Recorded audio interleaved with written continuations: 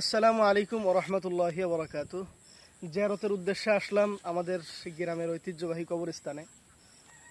তো এটা হলো এমন একটা জায়গা যেখানে সমস্ত দাম্ভিকতা অহংকারের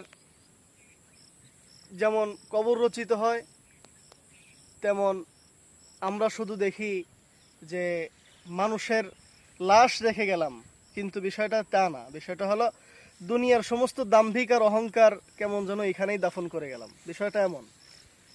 তো যদি আপনার অন্তরে কখনো বিন্দু পরিমাণ অহংকারের লেশ পয়দা হয়, তো তৎক্ষণিক আপনার কাজ কি? আপনার কাজ হলো আপনার নিকটবর্তী যে কোনো কবরস্থানে আপনি চলে যাবেন।